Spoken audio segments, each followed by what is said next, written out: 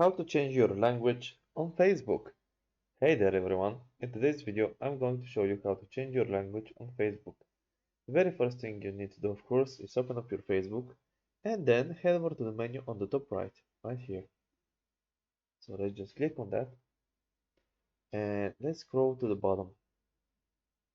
Here click on settings and privacy and then click on settings.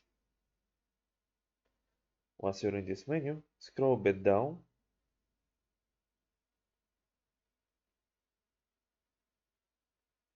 and we're looking for language and region. And I'm not seeing it for some reason. Ah, there it is. Sorry, my mistake. Languages and region. Once you open this up, select the very first option, language for button, titles, and other text from Facebook.